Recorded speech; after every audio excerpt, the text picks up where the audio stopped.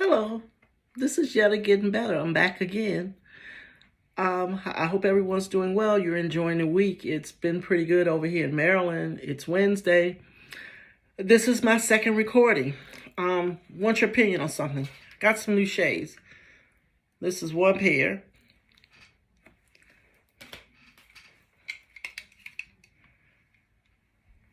Here's another pair. Which one do you all think looks best on me? Sometimes it's good to have a second opinion. Well, put your choices in the comment section. Well, first and foremost, I want to thank everyone for subscribing. And if you haven't subscribed, hit the subscribe button below to my channel. I thank you so much for the support. It really means a lot to me. This is a new venture, but I'm excited about it. And also those who are following me on Yetta Getting Better on Instagram, looking at the things that I post things that I do during the week. I'm not only a therapist, I do gardening work outside, and I just move around and just do things around the house, projects that I take on that I haven't taken on before. I'm just sharing my day because it's more to me than just being a therapist, a YouTuber, and a whole bunch of other stuff. So I just want to make sure I put it out there to let you all know that I'm grateful for your support. The next thing is I've been thinking since the last time I recorded, I was thinking what would be of interest to people. What I haven't gotten a lot of suggestions, so I'm kind of putting things out there that I find interesting. You can let me know in the comments section if you find it interesting. I kind of use my practice because I'm a mental health therapist, and it's amazing some of the things and themes that I get in my office. People are concerned about or want to talk about. It seems like the theme for the past 2 weeks has been relationships. My clientele, I would say 80% is women. About 35% of those are women between the ages of, say, maybe 28 and 34. They're all professional women. They're single, and none of them have children. They're single. They've never been married. The other group are women who are like maybe between 45 and 62. They've either been divorced or they're married now, or they are interested in getting married or having a life partner. So that's the group. So out of that, thinking about, and also I facilitate an online group every other Monday that has people who are married, who have been divorced or widowed, or significant of some people have neither been married, but they have a life partner that they've been with for many, many years, and for whatever reasons that relationship ends. So I do an online group of people where I teach them about self-awareness. We talk about relationships. I think at the last meeting we had, I talked about 50-50 dating. They really enjoyed that, and I'll probably cover it at some point here on YouTube. But the topic that I'm going to talk about today, based on the conversations I've had with my clients over the week, is intentional dating and casual dating or situationships. And I'll define intentional dating, meaning dating with the intent of finding a life partner to marry and to share your life with. That's the goal. It's not the goal of to be dating for the next 50 years or 20 years. It's not the goal of just finding somebody to occupy your bed. None of that. It's about finding a partner that you all can build a life together with. Casual dating or situation dating, I'm defining as just random. Someone calls and asks you if you want to go out, or you meet someone in the bar and you decide y'all want to go out. Fine. You're really not interested that much in his life in terms of does he have children, but you are. I hope you're interested in if he's married, because you want to leave people's husbands alone. For all of you out there, leave people's husbands alone and people's men alone, because that can get you in some serious trouble. I've never experienced it, but being a wife and so forth, you don't want to bother other people's husbands or other people's boyfriends, because it sends a poor message anyway. It's not good. It's just not good. It's just not good. That's all I can say about that. That's all I'm going to say about that, because I'm sure somebody's going to inbox me about that. But what I also will say, think about it if it was you. How would you feel? But anyway, back to what I was talking about. So situationships and casual dating, there's no commitment. There is, you may share some things with the person, but that person probably wouldn't be the first person you call if you're feeling depressed or something's not going on in your life the way you want to, because you don't have that bond with them. You all just go out, kick it, have fun, and do other things, whatever those things may be that you all agree to do. As long as you're two consenting adults, it's up to y'all. Do what y'all do. So let's first talk about intentionally dating. Well, when you intentionally date, the first thing you want to know is, what type of partner do I need and do I want? I think the most important is need, and then want comes second, because there's certain things about people that they need to have in a relationship in order to feel validated, to feel successful in that relationship or whatever. If you're a person and your love language is of acts of service, you may have difficulty with a person who is not one to want to provide you with doing different things, or helping you with the car, or helping you do these things. So I think, one, it's important for you to know what your love language is. That's one thing I would look at. Second thing is, that person, whoever that person is, I would check to see what is his love language. And also, I'm going to post down below where you can click on, the New York Times had some some really good questions, some valid questions that you could ask people you're dating. And it helps you get to know them better, especially if you're dating intentionally. Really, this would only apply to those who are dating intentionally. I don't think that people who are dating casually or have situationships would be interested in that. In terms of using, you might be interested in holding on until you make the decision that, hey, I think I want to date intentionally. But while you're casually dating, you might not be too interested in asking those kind of questions, because they're about questions that what you need in a relationship, what you're looking for, etc. So back to intentional dating. I think the first thing is, an important thing, because the love languages. There's this person named Godwin. He had he did studies on marriage. And it's a really great book. I'll put that in the comments as well, that people who are thinking about marriage should look at, in terms of educating yourself about relationships, about being married. A lot of times we say we want to get married, but we don't have a clue of what marriage is about. I'm not saying everything that you read is true, but the more information you have, the more power you have, because at some point you may run into that particular situation.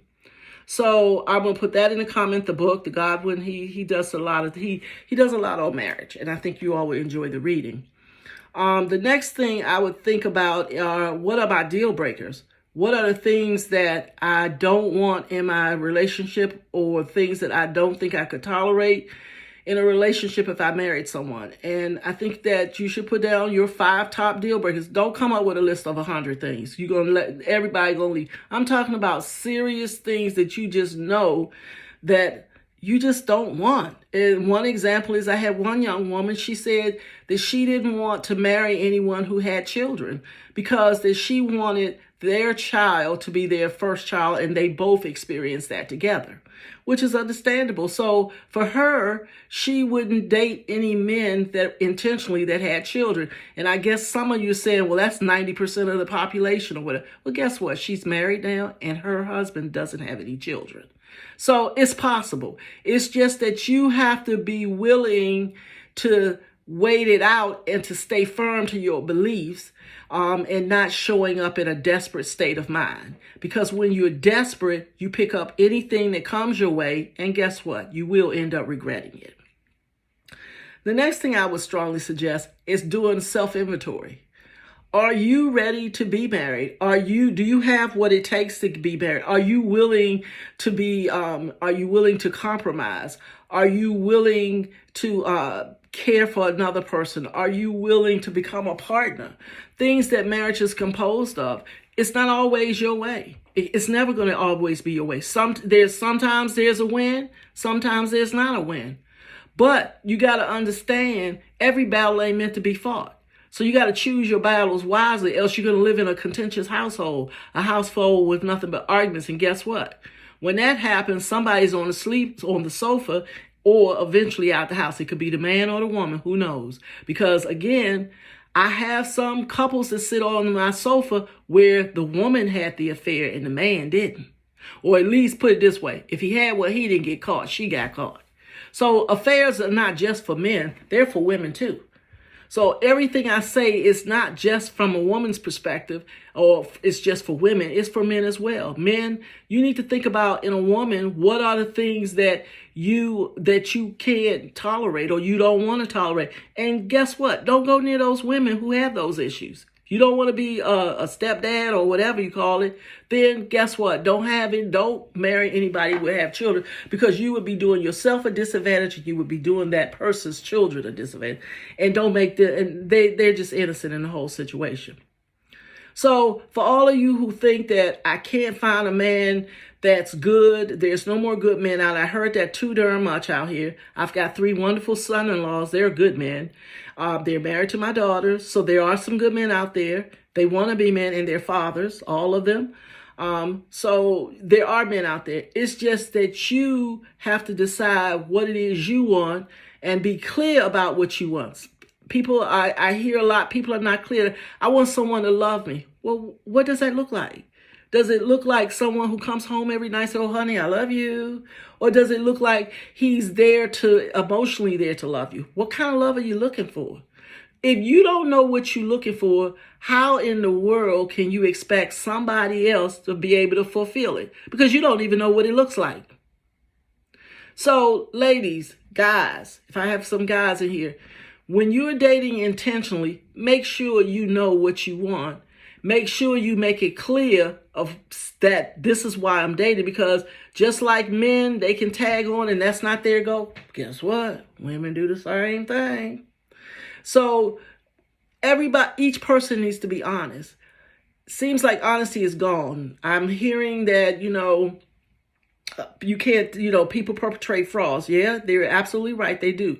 But that doesn't mean that you have to be one. Live a life of integrity. Be truthful about who you are, what you are, and what you want. Use your voice. And if a person is not interested in what you want or who you are, walk away. Be able to walk away. I would much rather walk away now than get in a situation, a marriage, and have to walk away 15 years. Right now, you just pick up your little pocketbook and open the door and go. A guy, all you have to do is stand up, open the door, and go. But if you keep thinking that, oh, this person, if I marry them, they're going to change. My ways are going to help them change. My love that I give them is going to help them change. The meals that I cook for them are going to help them. No, no, no, no. If it walk like a duck, talk like a duck, it's a damn duck. So keep in mind, if you marry someone, be able to say, if he never changes, I still would love him the way I do now, and I still would want to marry him. So if he changes, that's a bonus. But if he doesn't change, you're not sitting up there like you sucking on a lemon. So let's go over to dating casually and desperately. Well, casual dating is, like I said, it's a free-for-all. All we doing is whoever steps up, you want to go out on a date? Yep, sure do. Doesn't matter who they are. I mean, it does matter. You ain't gonna go on no date with somebody who'll kill her or something. But your expectations aren't the same. Let's put it that way. With intentional dating, your expectations are much higher. But you don't have that with casual dating. You're out to have fun, and you're out to do whatever it is you do. That's what in casual dating is. But again, make sure that you will understand, especially you ladies. That's where the problem comes. I very rarely get men talking about that. But ladies, if the situation starts out as casual dating, don't try to backpedal. Don't try to turn this into don't try intentional dating, because guess what? One thing about men is that I have found in my many, many years is with however you start off with them, that's the way they stay. You may think that you've convinced them to get married and they want a family and all that kind of stuff. Well, you might very well get them to the altar. But I'm not quite sure how long you're going to keep them, because that wasn't who that person was. People can perpetrate frauds. So when your goal is just to intentionally date, if your goal is just to casually date and that's what you tell that person, don't try to change it. If casual dating is not what you want, don't go there. Go and get what you want. It's so important to be honest to yourself. It saves you a lot of heartache, a lot of depression. I get people in here and they'll tell me, I just feel so lost. I'm so sad and, I don't know what I can do. And after I explore with them and talk with them about their feelings, 9 times out of 10, they're sitting on my sofa because of a breakup. That's what it is, a breakup. But guess what? It gives me an opportunity and gives them an opportunity to really look and see what happened. What could have happened differently that this situation would have had not turned out this way. And a lot of times it's how they started off the relationship. The worst thing that a woman can do is chase a man. That's the worst thing you can do. The Bible tells you that when a man finds a wife, it's a good thing. Didn't hear nothing about when a woman finds a husband. Now, as for my Christians, I understand and know a couple of doctrines. There's a couple of them. So a lot of them say it's differently. But I'm telling women, I've got your women's the feminists. I don't know who I may have. But the bottom line is, if running after a man has worked for you, keep running after him. If that did work best for you, then I suggest you change something different. Because when you keep doing the same thing over and over and getting the same results, it's called insanity. Sometimes you have to change up. If what you're doing is not getting you what you want, it's not getting you the quality of men or quality of women you want, or not getting you the kind of relationships you want, I suggest you change it. What you got to lose? You have nothing now. So change it. So with that being said, my last point. Women who want to be wives without the title, without the ring, without the paper or anything, you need to rethink that. You're giving someone your labor, your time in exchange for what? If that person, Lord forbid, if that person happened to transition while living with you, and I know that y'all don't like to think this way, but take it from me. I became a widow at an early age, and if I didn't have that little paper, my life would look a lot different than what it looks now. So all of you who say that the marriage rate is, there's a high divorce rate, you're absolutely correct. In June of 2022, the statistics said between 30 and 50% of marriages ended in divorce. But it's much more to it than that. Why did it end in divorce? Was it because they didn't talk? They didn't communicate? What was it? So don't just look at statistics and say, oops, I don't think that's going to be for me because half the marriages end. Your marriage can be different. You're different. You just have to do something different. Look at marriage. I don't know. I know you might not like this, but look at it as a contract. When you sign a contract, you know what the terms of that contract is, what the expectation of that contract is. Look at it from that person's perspective. Sometimes you got to take the emotions out of it. We let our hearts guide our decisions, and so many times they don't turn out too good. But anyway, that's enough for that. Of course, I'll revisit this once again later on. Thank you again for listening to me. If you want to reach out to me, you can reach out to me at gettingbetter@yahoo.com. Please leave your comments. I'm always interested in your perspectives, what you have to say, how I could do better, or whatever it is. So with that, I'll see you in a week. Have a great week. Bye-bye.